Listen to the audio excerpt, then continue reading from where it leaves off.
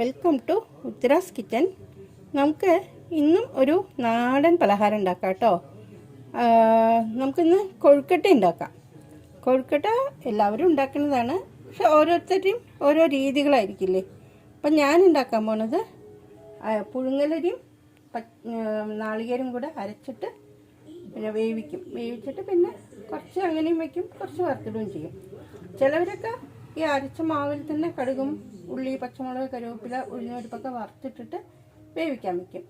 എനിക്ക് നമ്മുടെ അവിടെ ആർക്കും അങ്ങനെയൊന്നും ഇഷ്ടമല്ല. അത് കാരണം ഞങ്ങളിങ്ങനെ ചെയ്യാം. അപ്പോൾ ഉത്തരാസ് കിച്ചണിൽ ചെയ്യുന്ന രീതിയിൽ കാണിക്കാം കേട്ടോ.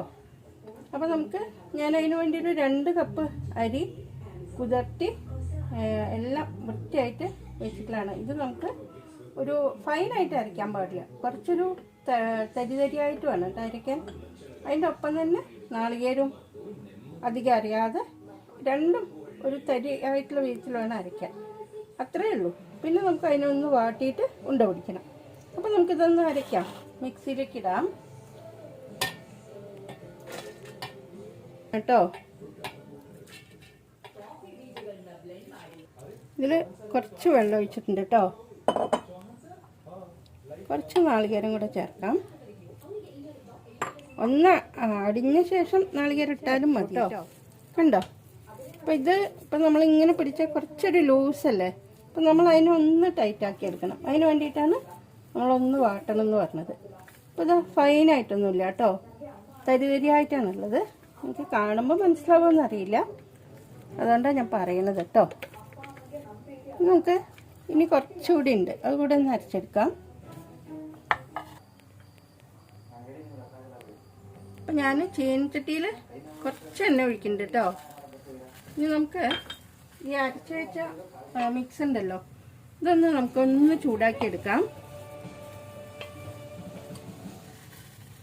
അപ്പം നമുക്ക് ഒന്ന് ചൂടാക്കിയാൽ നമുക്ക് നന്നായിട്ട് ഉരുട്ടാൻ കിട്ടും. അതിന് വേണ്ടിയിട്ടാണ് കേട്ടോ. ഞാൻ വെളിച്ചെണ്ണ ഒഴിച്ചത്, അതുകൊണ്ടാണ് ഇങ്ങനെ പുക വരുന്നത്. നമുക്ക് ഇതൊന്ന്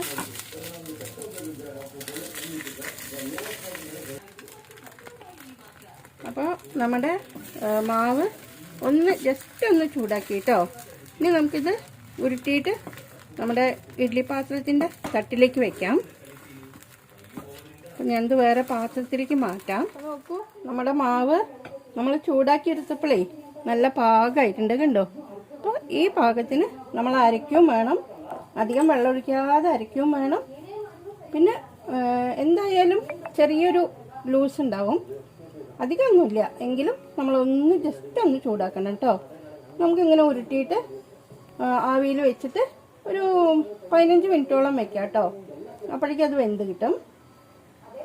അപ്പോൾ നമുക്ക് എല്ലാം ഉരുട്ടി അടുപ്പിൽ വെക്കാം കേട്ടോ. ഉരുട്ടി വെച്ചിട്ടുണ്ട്. ഒരു ഇത്ര മാവ് ഞാൻ ബാക്കി വെച്ചിട്ടുണ്ട് കേട്ടോ. ഇത്രയും മതി, അതുകൊണ്ട് പിന്നെ ഇത് ഇഡ്ഡലി പാത്രത്തിലേക്ക് ഇറക്കി വയ്ക്കാം. ഇനി നമുക്ക് അടച്ച് ഒരു 15 മിനിറ്റ് വയ്ക്കാം കേട്ടോ. 15 മിനിറ്റ് ആയപ്പോൾ നമ്മുടെ കൊഴുക്കട്ട വെന്ത് കിട്ടി കേട്ടോ. ഇതൊന്ന് നമുക്കൊരു 5-6 മാത്രം വറുത്തിടാം. ബാക്കി നമുക്ക് ചിക്കൻ കറി കൂട്ടി, ഇത് നാടൻ ചിക്കൻ കറിയാണ്, അപ്പോൾ അത് കൂട്ടി കഴിക്കാൻ വേണ്ടിയിട്ട് ബാക്കി വറുത്തിടാതെ അങ്ങനെ വെക്കാൻ കേട്ടോ. ഇനി കുറച്ച് മാവ് ഞാൻ എടുത്ത് വെച്ചിട്ടുണ്ട്, ഇപ്പം ഉണ്ടാക്കുന്നില്ല വെച്ചിട്ടാ. അപ്പോൾ ഇതൊന്നൊരു 5-6 എടുത്ത് നമുക്ക് വറുത്തിടാം. നമുക്കതിലേക്ക് കുറച്ച് വെളിച്ചെണ്ണ ഒഴിക്കാം. ഇതിലേക്ക് നമുക്ക് ഉഴുന്ന് പരിപ്പും കടുകും വറ്റൽമുളകും കറിവേപ്പിലയും ഇട്ടിട്ട് വറുത്തിടാം. ഫ്ലെയിം കുറയ്ക്കണം കേട്ടോ. അപ്പം ഞാൻ കൊഴുക്കട്ട എല്ലാം കട്ട് ചെയ്ത് വെച്ചിട്ടുണ്ട് കേട്ടോ വറുത്തിടാനുള്ളത്.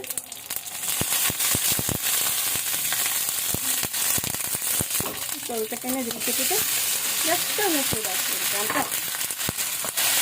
ഇത്രയും മതി. ഇനി നമുക്ക് ഇതിനൊരു ടേസ്റ്റാണ്, വെറുതെ കഴിക്കുന്നതിന് വേറൊരു ടേസ്റ്റാണ്. പിന്നെ ചിക്കൻ കറി കൂട്ടി കഴിക്കുമ്പോൾ ചിക്കൻ ഇഷ്ടമുള്ളവർക്ക് അത് ഭയങ്കര ടേസ്റ്റായിരിക്കും. അപ്പോൾ ഈ രീതിയിലൊക്കെ ഒന്ന് എല്ലാവരും ഉണ്ടാക്കി നോക്കി. നിങ്ങൾക്ക് ഇഷ്ടപ്പെട്ടാൽ കമൻറ്റ് ബോക്സിലൂടെ ഫീഡ്ബാക്ക് എല്ലാം അറിയിക്കും. പിന്നെ ലൈക്ക് ചെയ്യാനും ഷെയർ ചെയ്യാനും ഒന്നും വിട്ടു പോകരുത് കേട്ടോ. അതേപോലെ ആദ്യമായിട്ട് കാണുന്നവർ സബ്സ്ക്രൈബ് ചെയ്യാനും ബെല്ലൈക്കൺ ക്ലിക്ക് ചെയ്യാനും തൊട്ടടുത്തുള്ള ഓൾ ഒന്ന് പ്രസ് ചെയ്യാനും മറക്കരുത് കേട്ടോ. നമുക്കിത് നമ്മുടെ ചെറിയ ബൗളിലേക്ക് മാറ്റാം. അപ്പോൾ നമ്മൾ സെർവിങ് ബൗളിലേക്ക് മാറ്റുകയാണ്. അപ്പോൾ ഇങ്ങനെ 2 രീതിയിലൊന്ന് ഉണ്ടാക്കി നോക്കൂ. അപ്പോൾ നമുക്കിനി നെക്സ്റ്റ് നല്ലൊരു പുതിയ റെസിപ്പി ആയിട്ട് വരാം. Okay, thank you, by.